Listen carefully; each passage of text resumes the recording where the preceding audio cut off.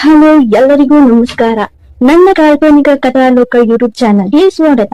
ಇನ್ನು ಯಾರೆಲ್ಲ ಸಬ್ಸ್ಕ್ರೈಬ್ ಆಗಿದ್ದು ಬೇಗ ಸಬ್ಸ್ಕ್ರೈಬ್ ಆಗಿ, ಹಾಗೆ ಮುಂದಿನ ಅಪ್ಡೇಟ್ಸ್ ಗಳಿಗಾಗಿ ಬೆಲ್ ಐಕಾನ್ ಅನ್ನು ಒತ್ತುವುದು ಮರೆಯದಿರಿ. ಶೇರ್ ಕಮೆಂಟ್ ಮಾಡೋದು ಮರೆಯದಿರಿ. ಬೆಳಿಗ್ಗೆ 6 ಗಂಟೆಗೆ ಮಲಗಿದ್ದ ಧನುಷ್ಗೆ ಕರೆ ಬಂತು. ಹಲೋ ಎಂದವನ ಕಿವಿಗೆ ಆ ಕಡೆಯಿಂದ ಏನ್ ವಿಚಾರ ತಿಳಿತು. ವಾಟ್? ಅದು ಕೂಡ ಮದ್ವೆ ಮನೆಯಿಂದ ಬಂದ ಕಾಲ್. ಯಾರ ಹೆಸರಲ್ಲಿದೆ ಸಿಮ್ ಎಂದಾಗ ಆ ಕಡೆಯಿಂದ ಏನುತ್ತರ ಬಂತು. ಸಿಕ್ಕಾಪಟ್ಟೆ ಕಂಗಾಲಾದ ಹಾಗೆ ಅವ್ರ ಹೆಸರಲ್ವಾ ಎಂದು ಅಚ್ಚರಿಯಿಂದ ಕಣ್ಣು ಬಿಟ್ಟಿದ್ದ ಧನುಷ್.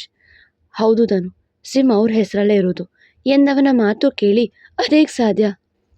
ನೀನು ಡಬಲ್ ಕನ್ಫರ್ಮ್ ಮಾಡಿಕೊಂಡೆ ತಾನೆ ಎಂದು ಕೇಳುವಾಗ ಹೌದು ಕಣೋ, ನನಗೂ ಸಖತ್ ಆಶ್ಚರ್ಯ ಆಯಿತು, ಬಟ್ ಅದೇ ಸತ್ಯ ಎಂದು ಡಬಲ್ ಕನ್ಫರ್ಮ್ ಮಾಡಿದೆ ಎಂದ ಧನುಷ್ ಸ್ನೇಹಿತ. ಓಕೆ, ನಾನು ಬಂದು ಮಾತಾಡ್ತೀನಿ ಇದ್ರ ಬಗ್ಗೆ ಎಂದು ಕರೆ ತುಂಡು ಮಾಡಿದವನಿಗೆ ತಲೆ ಸಿಡಿಯಿತು. ಅವನ ಊಹೆ ಕೂಡ ಮೀರಿದವರ ಹೆಸರು ಬಂದಿತ್ತಲ್ವಾ, ಅದಕ್ಕೆ ಇದೇ ಸಾಧ್ಯ. ನನ್ನ ಸಿರಿಗೆ ಅಪ್ಪನ ಹೆಸರು ಹೇಗೆ ಹೇಳುತ್ತು? ತನ್ನಲ್ಲೇ ಹೇಳ್ಕೊಳ್ತಾ ಎದ್ದು ಸ್ನಾನಕ್ಕೆ ಹೋದ. ಅಪ್ಪ ಅಂದರೆ ಯಾರು? ಧೀರೇಂದ್ರನ ಇಲ್ಲ ಇವ್ರ ತಂದೆ ಆರ್ಯಾನಂದನ? ನೋಡೋಣ. ಸಿರಿ ನೆನ್ನೆಗಿಂತ ಆರಾಮಾಗಿದ್ಲು. ಸ್ನಾನ ಮುಗಿಸಿ ಬಂದು ಕಿವಿಗೆ ಓಲೆ, ಕೈಗೆ ಬಳೆ, ಹಣೆಗೆ ಸಿಂಧೂರ ಇಟ್ಕೊಂಡು ತಯಾರಾಗಿ ಇನ್ನೇನು ಕೆಳಗಡೆ ಹೋಗಬೇಕಿತ್ತು. ಅಷ್ಟರಲ್ಲಿ ಗುಡ್ ಮಾರ್ನಿಂಗ್ ಕಣೆ ಹಾಫ್ ಶರ್ಟ್ ಎನ್ನುತ್ತಾ ತನ್ನ ವರ್ಕೌಟ್ ಮುಗಿಸಿ ಬಂದಿದ್ದ ವಿರಾಜ್. ಅವನ ಕಡೆ ನೋಡಿ ಗುಡ್ ಮಾರ್ನಿಂಗ್ ವಿರಾಜ್ ಸರ್ ಎಂದ್ಲು.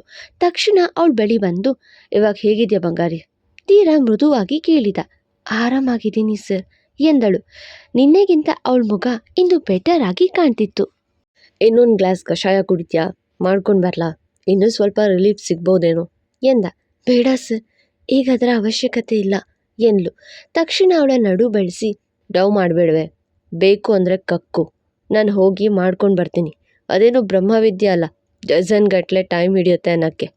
ಅವನ ಶೈಲಿಯಲ್ಲೇ ನನಗೆ ಕಷಾಯ ಮಾಡೋದಕ್ಕೆ ತೊಂದರೆ ಇಲ್ಲ ಎಂದು ಹೇಳಿದ್ದ. ಅದನ್ನು ಕೇಳಿದವಳಿಗೂ ಅವನಂತೆಯೇ ಉತ್ತರ ಕೊಡುವ ಮನಸ್ಸಾಗಿತ್ತು. ಡಜನ್ ಗಟ್ಟಲೆ ಟೈಮ್ ಹಿಡಿಯೋಕೆ ನೀವು ಮಾಡೋದು ಕಷಾಯ, ವೆಜ್ ಬಿರಿಯಾನಿ ಅಲ್ಲ ಸರ್ ಎಂದ್ಲು.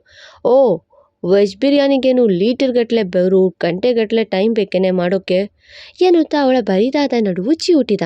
ಆಹ್ ಎಂದು ಸಿಹಿಯಾಗಿ ಕಂಪಿಸಿ, ವೆಜ್ ಬಿರಿಯಾನಿ ಮಾಡೋದು ಕಷಾಯದಷ್ಟು ಸುಲಭ ಅಂದ್ಕೊಂಡ್ರ ಸರ್? ಅದಕ್ಕೆ ಲೀಟರ್ ಅಲ್ಲ ಅಂದರೂ ಒಂದಿಷ್ಟು ಬೆವರು, ಗಂಟೆಗಟ್ಟಲೆ ಅಲ್ಲ ಅಂದರೂ ಹೆಚ್ಚು ಸಮಯ ಬೇಕಾಗತ್ತೆ. ಅಡುಗೆ ಮಾಡೋದು ಸುಲಭದ ಕತೆ ಅಲ್ಲ ಎನ್ಲು. ಆದರೆ ಅವನು ಯಾರು? ಲಂಕಾಧಿಪತಿ. ಅವನಿಗೆ ಅವನನ್ನು ಡಿಮ್ ಮಾಡ್ಕೊಳ್ಳೋಕ್ಕೆ ಬರಲ್ವಲ್ಲ, ಅದು ನಿನ್ನಂಥ ಗುಗ್ಗುಗಳಿಗೆ ಕಣೆ, ಈ ಲಂಕಾಧಿಪತಿಗಲ್ಲ ಎನ್ನುತ್ತಾ ಅವಳ ಕೆನ್ನಿಗೆ ಪುಟ್ಟದಾಗಿ ಮುತ್ತಿಟ್ಟ. ವಿರಾಟ್ ಸರ್, ನಿಮ್ಗಿನ್ನು 10 ತಲೆ 10 ಕೈ ಇದೆಯಾ? ನಿಮಗೂ 2 ಕೈ ಒಂದೇ ತಲೆ ಇರೋದು. ಮನುಷ್ಯರಿಗೆ ಮಿನಿಮಮ್ ಟೈಮ್ ಬೇಕೇ ಬೇಕು. ನಿಮಗೆ ಅಡುಗೆ ಗಂಧ ಗೊತ್ತಿದ್ರೆ ತಾನೆ. ಲ್ಯಾಪ್ಟಾಪ್, ಆಫೀಸು, ಮೀಟಿಂಗ್ಸು ಅಂತ ಬ್ಯುಸಿ ಇರೋರಿಗೆ ಇದೆಲ್ಲ ಹೇಗೆ ಗೊತ್ತಾಗುತ್ತೆ ಬಿಡಿ ಎಂದು ರೇಗಿಸಿದವಳನ್ನು ದುರುಗುಟ್ಟಿ, ಎಷ್ಟು ಟೈಮ್ ಬೇಕೆ ನಿಮಗೆ ಮಾಡೋಕ್ಕೆ ಎಂದ. ತರಕಾರಿ ಹಚ್ಚೋಕೆ, ವೆಜ್ ಬಿರಿಯಾನಿ ಮಾಡೋಕ್ಕೆ ಮಿನಿಮಮ್ 50 ನಿಮಿಷ ಬೇಕೇ ಬೇಕು ಎಂದ್ಲು. 40 ನಿಮಿಷದಲ್ಲಿ ವಿರಾಜ್ ಮಾಡಿ ತೋರಿಸಿದ್ರೆ ಎಂದ. ತರಕಾರಿ ಹಚ್ಚೋದು ಬಿಟ್ಟು ಹೇಳ್ತಾ ಇದ್ದೀರಾ ಸರ್ ಎಂದು ಗೇಲಿ ಮಾಡಿದ್ಲು. ಅಲ್ಲ ಬಂಗಾರಿ, ನಿನ್ನ ಕಿಟಕಿಯಿಂದ ತಳ್ಳೋದು ಸೇರಿಸಿ ಹೇಳ್ತಾ ಇದ್ದೀನಿ ಎಂದ ಕೋಪದಲ್ಲಿ ಉತ್ತರಿಸಿ. ವಿರಾಜ್ ಸರ್, ನಿಮಗೆ ಮೊದಲಿಗೆ ಹೇಗೆ ಮಾಡೋದು ಅಂತ ಗೊತ್ತಾ? ಅದನ್ನು ಸ್ಟಡಿ ಮಾಡೋಕ್ಕೆ ನಿಮಗೆ 30 ನಿಮಿಷ ಬೇಕು. ಹೋಗಿ ಸುಮ್ಮನೆ ತಮಾಷೆ ಮಾಡಬೇಡಿ ಎಂದವಳಿಗೆ ಯಾಕೋ ಅವನ ಕೈಯಿಂದ ಮಾಡುವ ತಿಂಡಿ ತಿನ್ನುವ ಬಯಕೆಯಾಗಿತ್ತು. ತಕ್ಷಣ ಅವಳ ಕೈ ಹಿಡಿದು ತಡೆದು, ವಿರಾಜ್ಗೆ ಒಂದ್ಸತಿ ಹೇಗೆ ಮಾಡೋದು ಅಂತ ನೀನು ಹೇಳು, ಆಮೇಲೆ ಟೈಮ್ ನೋಡ್ಕೊ, 40 ನಿಮಿಷದಲ್ಲಿ ನಿನ್ನ ಮುಂದಿರುತ್ತೆ ಎಂದ. ಆಗೋದಿಲ್ಲ ಸರ್ ಎಂದ್ಲು. ಲೇ ಟ್ಯೂಬ್ಲೈಟು, ನಿಂಗೂ ನನಗೂ ಒಂದೇ ಅಲ್ಲ ಕಣೆ. ಮುಟ್ಟಿದ್ರೆ ಮುರಿಯುತ್ತೆ ಅಂತ ಪಾತ್ರೆಗಳ ಜೊತೆಗೆ ಡ್ಯೂಯೆಟ್ ಆಡ್ತಾ ಅಡುಗೆ ಮಾಡೋ ನಿಂಗೂ, ಮುಟ್ಟದೆಯೇ ಮುರಿಯುವೆ ಅಂತ ಹೆದರಿಸಿ ವಾರ್ ಮಾಡೋ ನನಗೂ ಡಿಫ್ರೆನ್ಸ್ ಇದೆ ಕಣೆ. ಬಾಯಿ ಮುಚ್ಕೊಂಡು ಹೇಳು, ಅದೇನು ಕಿಸಿಯೋದು ಎಂದ. ಬೇಡ ಸರ್, ನಿಮಗೆ ಸಾಕಷ್ಟು ಕೆಲಸ ಇರುತ್ತೆ, ಇದೆಲ್ಲ ಯಾಕೆ ಎಂದು ಹೊರಟವಳ ಕಿವಿಯಲ್ಲಿ, ನನ್ನ ಕೈಯಿಂದ ವೆಜ್ ಬಿರಿಯಾನಿ ತಿನ್ನೋ ಆಸೆ ಪಟ್ಟಿದ್ಯಾ ಅಂತ ಗೊತ್ತು, ಸ್ಕೋಪ್ ತಗೊಳ್ದೆ ಹೇಳು, ನಿನ್ನ ಗಂಡನಿಗೆ ಮಾಡಲು ಸಾಕಷ್ಟು ಕೆಲಸ ಇದೆ ಎಂದ. ನಾನು ಬಾಯಿ ಬಿಟ್ಟು ಹೇಳದೆಯೇ ಅವಳ ಮನಸ್ಸನ್ನು ಅರ್ಥ ಮಾಡ್ಕೊಂಡಿರುವವನನ್ನು ಕಾಡಿಸಲು, ಆ ರೀತಿ ಆಸೆ ಏನಿಲ್ಲಪ್ಪ, ಕೇಳಿಸ್ಕೊಳ್ಳಿ, ಗಮನ ಇಟ್ಟು ಎನ್ನುತ್ತಾ ಮೊದಲಿಗೆ ಏನೇನು ಬೇಕು, ಕುಕ್ಕರಲ್ಲಿ ಏನೇನು ಹಾಕಿ ತರಕಾರಿ ಅಕ್ಕಿ ಹಾಕಬೇಕು, ಎಷ್ಟು ವಿಷಲ್ ಕೂಗಿಸ್ಬೇಕು ಎಲ್ಲವನ್ನು ವಿವರಿಸಿದ್ಲು. ಅಷ್ಟನ್ನು ಕೇಳಿಸಿಕೊಂಡವನು, ಸರಿ, ನಾನು ಅಡುಗೆ ಮನೆಗೆ ಹೋಗಿ ಕೆಲಸ ಸ್ಟಾರ್ಟ್ ಮಾಡಿದ ಕೂಡಲೇ ಟೈಮ್ ನೋಡ್ಕೊ, 40 ನಿಮಿಷದಲ್ಲಿ ಅಡುಗೆ ಮುಗಿಸಿ ಬಿಸಿ ಬಿಸಿ ವೆಜ್ ಬಿರಿಯಾನಿ ತಂದು ನಿನ್ನ ಮುಂದಿಡ್ತೀನಿ ಎಂದ. ಅವನನ್ನು ಕಾಡಲು ಅಕಸ್ಮಾತ್ ವಿರಾಟ್ ಸಿಂಹಾದ್ರಿ ಸೋತ್ರೆ ಎಂದು ಹುಬ್ಬು ಹಾರಿಸಿ ಕೇಳಿದ್ಲು. ತಕ್ಷಣ ಅವಳ ತುಟಿ ಒತ್ತಿಡಿದು, ಸೋತ್ರೆ ತುಟಿಗೆ ಇನ್ಯಾವತ್ತೂ ಮುತ್ಕೊಡಲ್ಲ ನಾನು ಎಂದ. ಹಾಗಾದ್ರೆ ಇನ್ಮುಂದೆ ಮಂಡೋದ್ರಿ ತುಟಿಗೆ ಬಿಡು ಸಿಕ್ಕಂತಾಯ್ತು ಅಲ್ವಾ ಸರ್ ಎಂದಳು. ತಕ್ಷಣ ಕೋಪ ಬಂದಿತ್ತು ಅವನಿಗೆ. ತುಟಿ ಬಿಟ್ಟು ಗೆದ್ರೆ ಎಂದ. ಗೆದ್ರೆ ಎಂದು ಆಕೆ ಆಲೋಚನೆ ಮಾಡುವಾಗ ಮತ್ತೆ ಅವಳು ತುಟಿ ಒತ್ತಿಡಿದು, ನನ್ನ ತುಟಿಗೆ ಫ್ರೀ ಕಿಸ್ ಕೊಡ್ತೀಯಂತೆ ಎಂದ. ಉಗುಳು ನುಂಗಿದ್ಲು. ಯಾಕಾದರೂ ಇವನನ್ನು ರುಚಿಗೆಬ್ಬಿಸಿದ್ನೋ ಎನ್ನುವಂತೆ ಮುಖ ಮಾಡಿ, ನೋಡಿ ಸುಮ್ಮನೆ ಕಾಟಾಚಾರಕ್ಕೆ ಮಾಡೋದಲ್ಲ, ಅದನ್ನು ತಿನ್ನೋ ಹಾಗೆ ಮಾಡಬೇಕು, ಇಲ್ಲಾಂದರೆ ಸೋತಂತೆ ತಿಳಿತಾ ಎಂದು ಕಟ್ಟುನಿಟ್ಟಿನಿಂದ ನುಡಿದವಳನ್ನು ನುಂಗಾಕುವ ಹಾಗೆ ನೋಡಿದ. ತಕ್ಷಣ ಅಂದರೆ ವಿರಾಟ್ ಸರ್ ನೀವು ಮಾಡ್ತೀರಾ ಅನ್ನೋ ನಂಬಿಕೆ ಇದೆ ಎಂದು ಮೆತ್ತಗೆ ಹೇಳಿ ಅತ್ತಿತ್ತ ನೋಡಿದ್ಲು ಸಿರಿ. ಆ ಭಯ ಇರಲಿ, ತಲೆ ಕೆಟ್ಟರೆ ನಿನ್ನ ವೆಜ್ ಬಿರಿಯಾನಿ ಮಾಡ್ಕೊಂಡು ತಿಂದು ಬಿಡ್ತೀನಿ, ಬಂದು ನೋಟ್ ಮಾಡ್ಕೋ ಟೈಮ್ನ ಎಂದವನು ಸೀದಾ ಅಡುಗೆ ಮನೆ ಕಡೆಗೆ ನಡೆದ. ವರ್ಷ ಆಗಷ್ಟೇ ಅಡುಗೆ ಮನೆಗೆ ಬಂದಿದ್ಲು. ಈತ ಬಂದದ್ದು ನೋಡಿ, ವಿರಾಜ್ ಕಾಫಿ ಟೀ ಬೇಕಿತ್ತಾ ಎಂದು ಕೇಳಿದ್ಲು. ಇಲ್ಲ, ಅಡುಗೆ ಮನೆ ಬೇಕಿತ್ತು ಎಂದ. ಅವಳಂತೂ ಒಂದು ಕ್ಷಣ ಏನೂ ಎನ್ನುವ ಹಾಗೆ ತಬ್ಬಿಬ್ಬಾಗಿ ಸಿರಿ ಕಡೆ ನೋಡಿ, ಏನಾಯ್ತು ಎನ್ನುವ ಸನ್ನೆ ಮಾಡಿದ್ಲು. ಅಕ್ಕ, ವಿರಾಟ್ ಸರ್ ಇವತ್ತು ತಿಂಡಿ ಮಾಡ್ತಾರೆ, ನೀವು ರೆಸ್ಟ್ ಮಾಡಿ ಎಂದಳು ಸಿರಿ. ವರ್ಷಾಗಿ ನಂಬಲು ಅಸಾಧ್ಯವಾಯಿತು. ಅಲ್ಲಿ ಇದ್ದ ಕೆಲಸದವಳೊಬ್ಳು ಕಣ್ಣು ಬಾಯಿ ಬಿಟ್ಟು, ವಿರಾಟ್ ಸರ್ ಅಡುಗೆ ಮಾಡೋದಾ ಎಂದ್ಕೊಂಡು ಹೊರ ನಡೆದ್ಲು. ವರ್ಷ ಇನ್ನೂ ಅಲ್ಲೇ ಇದ್ದದ್ದು ನೋಡಿ, ಮಂಡು ತಿಂಡಿ ನಾನು ಈಗಲೇ ಮಾಡಬೇಕು ಎಂದ. ವರ್ಷ ಅಲ್ಲಿಂದ ಹೊರ ನಡೆದ್ಲು. ಆಕೆ ಹೊರಟ ಕೂಡಲೇ ಹೆಂಡತಿ ಬಳಿ, ನಾನು ಕುಕ್ ಮಾಡೋವರೆಗೂ ಮಾತಾಡೋ ಹಾಗಿಲ್ಲ, ಬಾಯಿ ಮುಚ್ಕೊಂಡು ಇಲ್ಲೇ ಕೂತಿರು ಎಂದವನು ಮೆತ್ತಗೆ ಅವಳ ನಡು ಬಳಸಿ ಸೆಲ್ಫ್ ಮೇಲೆ ಕೂರಿಸಿ, ಇದುವರೆಗೂ ಬರೀ ನಾನೇ ಕಿಸ್ ಮಾಡಿದ್ದೀನಿ ಅಲ್ವಾ, ಇವತ್ತು ನಿನ್ನ ಟರ್ನ್, ರೆಡಿ ಇರೇ ನನಗೆ ಕಿಸ್ ಮಾಡೋಕೆ ಎಂದವನು ಟೈಮ್ ನೋಡ್ಕೊ ಎಂದು ತರಕಾರಿ ಹಚ್ಚಿಕೊಳ್ಳಲು ಶುರು ಮಾಡಿದ. ಅವಳು ಸಮಯ ನೋಡ್ಕೊಳ್ತಾ ಕೂತಳು. ಹೊರಗಡೆ ಬರುವ ವರ್ಷ ಅಲ್ಲೇ ಕೂತು ಪೇಪರ್ ಓದ್ತಿದ್ದ ಗಂಡನ ನೋಡಿ, ವರುಣ್ ನಿಮ್ಮ ತಮ್ಮ ಇವತ್ತು ತಿಂಡಿ ಮಾಡ್ತಿದ್ದಾರೆ, ನೀವು ಇದ್ದೀರಾ, 3 ಹೊತ್ತು ಮನೆ, ಲ್ಯಾಪ್ಟಾಪ್, ಪೇಪರ್, ಬುಕ್ಕು, ತಿಂಡಿ, ಊಟ, ಕಾಲೇಜು, ಮನೆ ಎಂದು ಬೈಯಲು ಶುರು ಮಾಡಿದ್ಲು. ವಾಟ್, ವೀರ್ ಅಡುಗೆ ಮಾಡ್ತಿದ್ದಾನ ಎಂದು ಆಶ್ಚರ್ಯದಿಂದ ಕೇಳಿದ. ಹೌದು, ನೋಡಿ ಮದುವೆ ನಂತರ ಅವನಲ್ಲಿ ಎಷ್ಟು ಬದಲಾವಣೆ ಬಂದಿದೆ, ನೀವು ಇದ್ದೀರಾ ಎಂದು ಮತ್ತೆ ಬೈದವಳ ನೋಡಿ, ಯಾಕೆ ವರು ನಾನೇನು ಮಾಡಿಕೊಟ್ಟೆ ಅಲ್ವಾ ಎಂದ. ಮದುವೆ ಆದಾಗ 1-2 ಸಲ ಕಾಫಿ ಮಾಡಿಕೊಟ್ಟಿರ್ಬೋದು, ತಿಂಡಿ ಯಾವತ್ತೂ ಮಾಡಿಕೊಟ್ಟಿಲ್ಲ ಎಂದು ತುಸು ಕೋಪ ತೋರುತ್ತಾ ಅವನ ಪಕ್ಕ ಬಂದು ಕುಳಿತಳು. ಹೆಂಡತಿ ಬೇಜಾರಾದರೆ ವರುಣ್ ಸಹಿಸುತ್ತಾ ಇರಲಿಲ್ಲ. ಆದರೆ ಯಾಕೋ ಇಂದು ಅವನಿಗೆ ಅವಳನ್ನು ಸಮಾಧಾನ ಮಾಡೋದಕ್ಕೂ ಆಗ್ತಿಲ್ಲ. ತಲೆಯಲ್ಲಿ ತಂಗಿ ಪರಿಚಿಂತೆ ಕೂತಿತ್ತಲ್ವಾ, ಅದಕ್ಕೆ. ಅದನ್ನು ಗಮನಿಸಿದವಳು, ವರುಣ್ ಏನಾಯಿತು ನಿಮಗೆ? ಹೌದು, ನಿನ್ನೆ ಯಾಕೆ ಪರಿ ಬಗ್ಗೆ ಅಷ್ಟೊಂದು ವಿಚಾರಿಸಿದ್ದು ನೀವು ಎಂದು ಕೇಳಿದ್ಲು. ಅವಳ ಬಾಯಲ್ಲಿ ಯಾವ ಗುಟ್ಟು ಉಳಿಯಲ್ಲ ಎಂದು ತಿಳಿದಿದ್ದವನು, ಏನಿಲ್ಲವರು, ಹಾಗೆ ಕೇಳಿದೆ, ಅಣ್ಣನಾಗಿ ತಂಗಿ ಬಗ್ಗೆ ತಿಳಿಯೋದು ತಪ್ಪಾ? ಅದು ಸರಿ, ನೆನ್ನೆ ಪರಿ ಯಾವಾಗ ಮನೆಗೆ ಬಂದ್ಲು ಎಂದ. ನೆನ್ನೆ 7 ಗಂಟೆ ಆಗಿತ್ತು ರೀ, ತಲೆನೋವು ಅಂತ ಹೇಳಿ ರೂಮ್ ಸೇರಿತು, ಆಮೇಲೆ ಊಟ ಕೂಡ ಅಲ್ಲೇ ತರಿಸ್ಕೊಂಡಿದ್ದಾಳೆ ಎಂದ್ಲು. 7 ಗಂಟೆಗ ಎಂದವನು, ನಿನ್ನೆ ಕ್ಲಾಸ್ 5 ಗಂಟೆಗೆ ಮುಗೀತಲ್ಲ, ಯಾಕೆ ತಡವಾಗಿ ಬಂದಿರೋದು ಎಂದ್ಕೊಂಡವನು, ವರು ಕಾಲೇಜಿಗೆ ತಡ ಆಯಿತು, ನಾನು ರೆಡಿ ಆಗ್ತೀನಿ, ಕ್ಯೂಟಿನ ರೆಡಿ ಮಾಡು ಹೋಗು ಎಂದ. ವರುಣ್, ಕ್ಯೂಟಿಗೆ ಇವತ್ತು ಸ್ಕೂಲ್ ಇಲ್ಲ, ಅವ್ರ ಸ್ಕೂಲಿಂದ ಟ್ರಿಪ್ಗೆ ಹೋಗ್ತಿದ್ದಾರೆ ಎಲ್ಲರೂ ಎಂದ್ಲು. ಅವರು ಕ್ಯೂಟಿನ ಟ್ರಿಪ್ಗೆಲ್ಲ ಕಳಿಸೋದೇ ಇಲ್ಲ, ಮತ್ತು ಕ್ಯೂಟಿ ಕೂಡ ಅಷ್ಟು ಹಠ ಮಾಡೋದಿಲ್ಲ. ಓಕೆ ಎಂದು ಎದ್ದೋದ. ಎದ್ದು ಬಂದವನು ಡ್ರೈವರ್ಗೆ ಕರೆ ಮಾಡಿ ಎಷ್ಟು ಹೊತ್ತಿಗೆ ಪರೀನ ಕರ್ಕೊಂಡು ಬಂದೆ ನಿನ್ನೆ ಎಂದು ಕೇಳಿದ. ಆಗ ಅವನು, 5:15ಗೆಲ್ಲ ಇದ್ವಿ ಸರ್ ಮನೆ ಬಳಿ ಎಂದ. ಓಕೆ ಎಂದು ಕರೆ ತುಂಡು ಮಾಡ್ದವನಿಗೆ ತಂಗಿ ಏನೋ ನಡೆಸುತ್ತಾ ಇದ್ದಾಳೆ ಎಂಬ ಅನುಮಾನ ನಿಜವಾಗಿತ್ತು. ವಿರಾಜ್ ಅಡುಗೆ ಮಾಡ್ತಾ ಇದ್ದದ್ದು ನೋಡ್ತಿದ್ದ ಸಿರಿಗೆ ಅವನ ಗಾಂಭೀರ್ಯತೆ ಕಂಡು ಖುಷಿಯಾಗಿತ್ತು. ವಿರಾಜ್ ಯಾವುದೇ ಕೆಲಸ ಹಿಡಿದ್ರೂ ಅದನ್ನು ಪರಿಪೂರ್ಣವಾಗಿ ಮಾಡದೆ ಬಿಡನು. ಅದಲ್ಲದೆ ಅವನಿಗೆ ತಾನ್ಯಾವತ್ತೂ ಸೋಲ್ಬಾರ್ದು ಎಂಬ ದೃಢ ನಿರ್ಧಾರ ಇತ್ತಲ್ವಾ. ಒಂದು ರೋಬೋ ರೀತಿ ಪಟನೆ ತರಕಾರಿಗಳನ್ನು ಹಚ್ಚಿದ. ಅವಳಾಗಿದ್ರೆ 20 ನಿಮಿಷ ಬೇಕಿತ್ತೇನು, ಅವನಾದ ಕಾರಣ 15 ನಿಮಿಷಕ್ಕೆ ಮುಗ್ದಿತ್ತು. ಆ ಚಾಕು ಒಳ್ಳೆ ಅನುಭವಸ್ಥರು ಹಚ್ಚುವ ಹಾಗೆ ಸ್ಪೀಡಾಗಿ ಹಚ್ತಿತ್ತು. ಇನ್ನು ಹಚ್ಚುವ ಸಮಯದ ಜೊತೆಗೆ ಕುಕ್ಕರಲ್ಲಿ ಎಣ್ಣೆ ಹಾಕಿ ಪಲಾವ್ ಸಾಮಗ್ರಿಗಳ ಜೊತೆಗೆ ಈರುಳ್ಳಿಯನ್ನು ಫ್ರೈ ಮಾಡ್ಕೊಳ್ತಿದ್ದ. ಅದು ಫ್ರೈ ಆಗುವ ವೇಳೆಗೆ ಮಿಕ್ಕ ತರಕಾರಿಗಳನ್ನು ಪೂರ್ತಿಯಾಗಿ ಹೆಚ್ಚಿಟ್ಕೊಂಡ. ಟೊಮ್ಯಾಟೊ ಹಾಕಿ ಫ್ರೈ ಮಾಡ್ತಾ ನಾಜೂಕಿನಿಂದ ಕೆಲಸ ಮಾಡ್ತಿದ್ದವನು ಒಂದು ಬಾರಿಯೂ ಸಮಯ ನೋಡಲಿಲ್ಲ. ತಲೆಯಲ್ಲೇ ಕ್ಯಾಲ್ಕುಲೇಟ್ ಆಗಿತ್ತಲ್ಲ, ಅದಕ್ಕೆ ಉಪ್ಪು ಖಾರದ ಡಬ್ಬಿ ಹುಡುಕಲು ಸ್ವಲ್ಪ ಸಮಯ ವ್ಯಯವಾಗಿತ್ತು. ಅದು ಹೆಚ್ಚಲ್ಲ, ಕೇವಲ 5 ನಿಮಿಷ. ಅಷ್ಟು ಬಿಟ್ಟರೆ ಎಲ್ಲವೂ ಹುಡುಗ 25 ನಿಮಿಷದಲ್ಲಿ ಮಾಡಿದ್ದ. ಕುಕ್ಕರ್ ವಿಶಿಲ್ ಹೊಡೆದ ಕೂಡಲೇ ತೆರೆದು ನೋಡಿದ. ಅದರ ಘಮ ಅಲ್ಲೇ ಎದುರಿದ್ದ ಸಿರಿ ಮೂಗಿಗೂ ತಾಗಿತ್ತು. ಹಾಗೆ ಮನೆಯವರಿಗೂ ವೆಜ್ ಬಿರಿಯಾನಿ ಬಾಯಲ್ಲಿ ನೀರುಟ್ಟಿಸಿತ್ತು. ತಟ್ಟೆಯಲ್ಲಿ ವೆಜ್ ಬಿರಿಯಾನಿ ಹಾಕಿದವನು ಹೆಂಡತಿ ಮುಂದಿಡೋದಕ್ಕೂ ಟೈಮ್ ಅಪ್ ವಿರಾಟ್ ಸರ್ ಎಂದು ಆಕೆ ಹೇಳೋದಕ್ಕೂ ಒಂದೇ ಆಗಿತ್ತು. ಅದರ ಘಮ ಸವಿದವಳು ಸಿಹಿಯಾಗಿ ನಕ್ಕರೆ, ಏನೇ ಮಿಡಲ್ ಕ್ಲಾಸ್, ಈಗ ತಿಂದು ಹೇಳ್ತೀಯಾ ಈ ಹೈ ಕ್ಲಾಸ್ ಬಿರಿಯಾನಿ ಬಗ್ಗೆ ಎಂದ. ತಲೆಯಾಡಿಸಿ, ನೀನು ತಿನ್ಬೇಕು, ಇರೋ 1 ನಿಮಿಷ ಎಂದವನು ತಾನೇ ಸ್ಪೂನ್ನಲ್ಲಿ ತುತ್ತು ತೆಗೆದುಕೊಂಡು ಉಫ್ ಮಾಡ್ತಾ ಅವಳ ಬಾಯ್ಗಿಟ್ಟ. ನಿಜಕ್ಕೂ ತುಂಬ ರುಚಿಯಾಗಿತ್ತು. ಅವನೇನೇ ಮಾಡಿದ್ದು ಪರ್ಫೆಕ್ಟ್ ಆಗಿರುತ್ತೆ ಅನ್ನೋದಕ್ಕೆ ಮತ್ತೊಂದು ಸಾಕ್ಷಿಯಾಗಿತ್ತು ಈ ಅಡುಗೆ. ಹೇಗಿದೆ ಎಂದ. ತುಂಬ ರುಚಿಯಾಗಿದೆ ಸರ್ ಎಂದಳು. ಸತ್ಯ ಹೇಳು, ನಾನೇನು ಚೆನ್ನಾಗಿಲ್ಲ ಅಂದರೆ ಒಂದು ಕಣ್ಣಲ್ಲಿ ಅಳಲ್ಲ ಎಂದ. ನೀವೇ ತಿನ್ನೋಡಿ ಎಂದವಳು ಅವನಿಗೂ ಉಫ್ ಮಾಡಿ ಒಂದು ತುತ್ತಿಟ್ಲು. ತಿಂದವನು, ವಾವ್ ರಾಜ್, ನೀನು ಆಸಮ್ ಅಂತ ಮತ್ತೊಮ್ಮೆ ಪ್ರೂವ್ ಮಾಡಿಬಿಟ್ಟೆ ಬಿಡು ಎನ್ನುತ್ತಾ, ಏನೇ ಈಗಲಾದರೂ ಒಪ್ಪಿದ್ದ ಯುವರಾಜ್ ಕೆಪಾಸಿಟಿ ಏನಂತ ಎಂದ. ನೀವು ಯಾವ ಕೆಲಸ ಆದರೂ ಬಲು ನಾಜೂಕಾಗಿ ಮಾಡ್ತೀರಾ ಸರ್ ಎಂದಳು. ತಕ್ಷಣ ತಟ್ಟೆ ಪಕ್ಕಕ್ಕಿಟ್ಟು, ಅದೇನೋ ನಿಜ, ಆದರೆ ಈ ಸಲ ಬಲು ನಾಜೂಕಾಗಲ್ಲ, ಬಲು ಪ್ರೀತಿಯಿಂದ ಮಾಡಿತು ಬಂಗಾರಿ ಎನ್ನುತ್ತಾ ಅವಳ ಕೆನ್ನೆ ಕೆಂಪಾಗಿಸಿದ್ದ.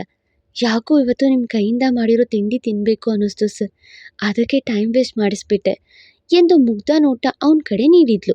ಅದಕ್ಕೆ ಈ ಡ್ರಾಮಾ ಬೇಕಿರಲಿಲ್ಲ ಬಂಗಾರಿ, ಹೋಗಿ ಮಾಡಿ ಅಂದಿದ್ರೆ ಸಾಕಿತ್ತು, ನಿನಗಾಗಿ ಇನ್ನೂ ಪೇಷನ್ಸಿಂದ ಮಾಡ್ಕೊಳ್ತಿದ್ದೆ ಎಂದ. ಥ್ಯಾಂಕ್ಸ್ ವಿರಾಟ್ ಸರ್ ಎಂದವಳು ಅವನೆದಿಗೆ ಹೊರಗಿದಳು. ಅವಳನ್ನು ಗುಬ್ಬಿ ಮರಿಯಂತೆ ಅಪ್ಪಿ, ಎನಿ ಟೈಮ್ ಅಂಡು ಎಂದು ಹಣೆಗೆ ಮುತ್ತಿಟ್ಟ.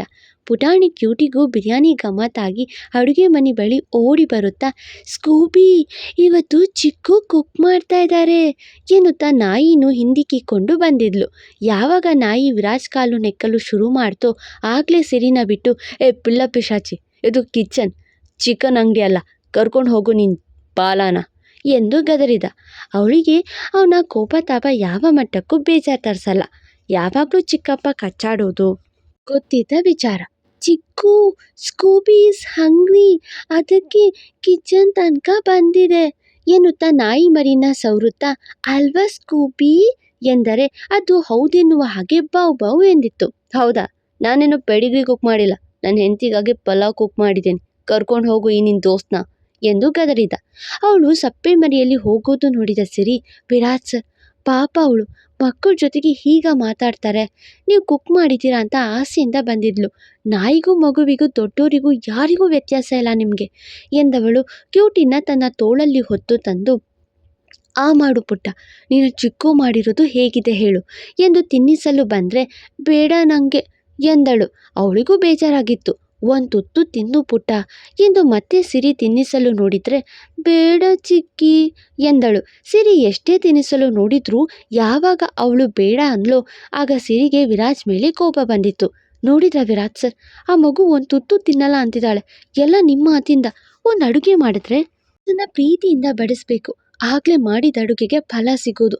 ಕುಕ್ಕರ್ ತುಂಬ ಇರೋದು ನಾನೊಬ್ಬಳೇ ತಿನ್ನೋಕ್ಕೆ ಮಾಡಿದ್ದ, ನೀವು ಮಗು ತಿಂದರೆ ಏನಾಗ್ತಿತ್ತು ಎಂದು ಬೇಜಾರಲ್ಲಿ ಹೇಳೋದು ನೋಡಿದವನು, ಲೇ ಮಂಡು, ಈ ಕೋತಿ ಮರಿಗೆ ತಿನ್ನಿಸೋ ವಿಧಾನ ನಿಂಗೆ ಗೊತ್ತಿಲ್ಲ ಅನ್ನು, ಅದು ಬಿಟ್ಟು ಆನಂದ ಭಾಷ್ಮ ಸುಡಿಸ್ಬೇಡ ಎನ್ನುತ್ತಾ ಕ್ಯೂಟಿ ಕಡೆ ನೋಡಿ, ಪಿಲ್ಲು ನಿನ್ನ ಗೋಳು ಆ ಮಾಡು ಎಂದ. ನೋ ನನಗೆ ಬೇಡ ಎಂದ್ಲು. ಆ ಮಾಡ್ತೀಯೋ ಇಲ್ಲ ಎಂದು ರೋಪ್ ಹಾಕ್ತಿದ್ದವನ ಕಣ್ಣು ಸಿರಿ ಅಲ್ಲೇ ಇದ್ದಾಳೆ ಎನ್ನುವುದು ನೆನಪಿಸಿತು. ತಕ್ಷಣ, ಆ ಮಾಡು ಕ್ಯೂಟಿ, ಚಿಕ್ಕು ಮಾಡಿರೋ ಬಿರಿಯಾನಿ ಹೇಗಿದೆ ಅಂತ ತಿನ್ನು ಹೇಳು ಪುಟ್ಟು ಮರಿ ಎಂದು ಐಸಿಡೋಕ್ಕೆ ಶುರು ಮಾಡಿದ. ತಿನ್ನಲ್ಲ, ಸ್ಕೂಬಿಗೂ ತಿನ್ನಿಸೋದು ತಿಂತೀನಿ ಎಂದ್ಲು. ಅಯ್ಯೋ ಬೂತು ಮರಿ, ನಿಂಗೆ ತಿನ್ನಿಸೋದೇ ಭಾರ ನನಗೆ, ಇನ್ನು ನಿನ್ನ ಬಾಲಕ್ಕೂ ತಿನ್ನಿಸು ಅಂತೀಯಾ ಎಂದ್ಕೊಂಡು, ಅದಕ್ಕೆ ಪೆಡಿಗ್ರಿ ಹಾಕೋಣ ಪುಟಾಣಿ ಬೂತು, ಮುದ್ದು ಗುಮ್ಮ, ಈಗ ನೀನು ತಿನ್ನು ಎಂದು ತಿನ್ನಿಸಲು ನೋಡಿದ. ಆದರೂ ಅವಳು ಇಲ್ಲ ಎಂದಾಗ ಒಂದು ಪುಟ್ಟ ಪ್ಲೇಟ್ಗೆ ಹಾಕಿ ಹಾರಿಸಿ ನಾಯಿಗೂ ಇಟ್ಟ. ಅದು ಕ್ಯೂಟಿ ಕಡೆ ನೋಡ್ತು. ಅವಳು ತಿನ್ನು ಸ್ಕೂಬಿ, ಚಿಕ್ಕು ಮಾಡಿರೋದು ಎಂದಾಗ ಮುಟ್ಟಿತು. ಸಿರಿಗೆ ನಗು ಬರ್ತಿತ್ತು ವಿರಾಜ್ ಪರಿಸ್ಥಿತಿ ಕಂಡು, ಆದರೆ ತೋರಿಸ್ಕೊಳ್ಳಿಲ್ಲ. ಅವನಿಗೆ ಸಾಕಾಗಿತ್ತು.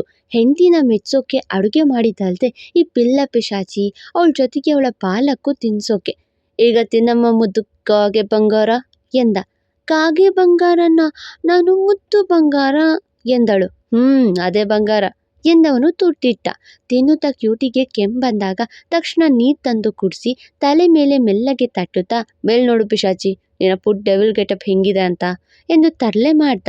ಅವಳು ಮೇಲೆ ನೋಡಿ, ಚಿಕ್ಕು, ಅಲ್ಲಿ ನಿಮ್ಮ ದೊಡ್ಡ ಡೆವಿಲ್ ಗೆಟಪ್ ಸೂಪರ್ ಆಗಿದೆ ಎಂದ್ಲು. ನನ್ನೇ ಡೆವಿಲ್ ಅಂತ್ಯಾ? ಈ ಸಲ ಒಗ್ಗರಣೆಗೆ ನಿನ್ನ ಕಣ್ ಕಿತ್ತಾಕ್ಬಿಡ್ತೀನಿ, ನೋಡ್ತಾ ಇರು ಎಂದ. ನಾನು ಸ್ಕೂಬಿಗೆ ನಿಮ್ಮ ಮೂಗು ಕಿತ್ತಾಕ್ಬಿಡ್ತೀನಿ ಎಂದು ಅವಳು ಚಿಕ್ಕಪ್ಪನ ಜೊತೆಗೆ ಜಗಳ ಶುರು ಮಾಡಿದ್ಲು. ನನ್ನ ಮೂಗಿನ ಮೇಲೆ ಕಣ್ಣಾಕಿದ್ಯಾ? ನಿನ್ನ ಮೂಗು ಕುಯ್ದು ಸ್ಕೂಬಿಗೆ ಊಟಕ್ಕೆ ಹಾಕ್ಬಿಡ್ತೀನಿ, ನೋಡ್ತಾ ಇರು. ಬೆಳಿಗ್ಗೆ ಎದ್ದು ನೀನು ಮೂಗಿಲ್ಲ ಅಂತ ಅಳಬೇಕು ಎಂದು ರೇಗಿಸುತ್ತಾ ತಿಂಡಿ ಮಾಡಿಸ್ತಿದ್ದ. ಅವಳು ಸಾಕು ಚಿಕ್ಕು ಎಂದರೆ ಗದರಿ, ಏನು ಕೋಳಿ ರೀತಿ ತಿನ್ನೋದು, ಇನ್ನೊಂಚೂರು ತಿನ್ನು ಎಂದು ಗದರಿ ಹೊಟ್ಟೆ ತುಂಬ ತಿನ್ನಿಸಿದ. ಸಿರಿಗೆ ಅವನ ಕೋಪತಾಪ ಜೊತೆಗೆ ಕಾಳಜಿ ಕಂಡು ಖುಷಿಯಾಯಿತು. ಪುಟಾಣಿ ಕೂಡ ಚಿಕ್ಕು ಮಾಡಿರೋ ಅಡುಗೆ ಅಂತ ಒಂದು ಕೈ ಜಾಸ್ತಿ ತಿಂದ್ಲು. ಹೇಗಿದೆ ಎಂದು ಕಡಿಯದಾಗಿ ಕೇಳಿದ. ಚಿಕ್ಕು ಸೂಪರ್ ಎಂದಳು ಸನ್ನೆ ಮಾಡ್ದ. ಮೊದಲು ತಿನ್ಸೋಕೆ ಕೋಪಗೊಂಡವನು ಅವಳ ಜೊತೆಗೆ ಪುಟ್ಟ ಮಗುವಂತೆ ತಿನ್ನಿಸ್ತಾ ಹೊಟ್ಟೆ ತುಂಬಿಸಿದ್ದು ಕಂಡು ಸಿರಿಗೆ ವಿರಾಜ್ ಮೇಲೆ ಮತ್ತಷ್ಟು ಪ್ರೀತಿಯಾಗಿತ್ತು. ಸರಿ, ಹೋಗಿ ಆಟ ಆಡ್ಕೊ ಎಂದು ಅವರನ್ನ ಕಳುಹಿಸಿದಾಗ ಚಿಕ್ಕು ಐ ಲವ್ ಯು ಎಂದು ಸಿಹಿಯಾಗಿ ಮುತ್ತಿಟ್ಟು ಓಡಿದ್ಲು ಕ್ಯೂಟಿ. ಆ ಮಗು ಓಡುತ್ತು ನೋಡ್ತಾ, ನಿಧಾನ ಬೂತು ಎಂದು ಕೂಗಿ ಹೇಳ್ತಿದ್ದ. ಅವನ ಕಾಳಜಿ ನೋಡ್ತಾ ಸಿಹಿಯಾಗಿ ಅಪ್ಪಿದ್ಲು. ತಕ್ಷಣ ಏನಾಯ್ತಾ ನಿನಗೆ ಎಂದ. ಏನೂ ಕೇಳಬೇಡಿ ಸರ್ ಎಂದ್ಲು.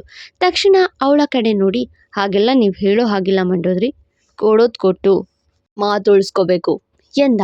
ಅವನು ಕೇಳ್ತಿರೋದು ಮುತ್ತೆಂದೇ ತಿಳಿದವಳು ನಾಚಿಕೆ ತೋರ್ತಾ, ವಿರಾಜ್ ಸರ್, ಈಗ ಅಡುಗೆ ಮನೆಯಲ್ಲಿ ಯಾರಾದರೂ ಬಂದರೆ ಎಂದು ರಾಗ ತೆಗೆದಾಗ, ನೀನನ್ನ ಪಕ್ಕದ ಮನೆಯವ್ರಿಗೆ ಕೊಡ್ತೀಯ, ತಾಳಿ ಕಟ್ಟಿರೋ ಗಂಡನಿಗೆ ತಾನೆ ಎನ್ನುತ್ತಾ ನಡು ತಪ್ಪುತ್ತಾ ಹತ್ರ ಹೇಳ್ಕೊಂಡ.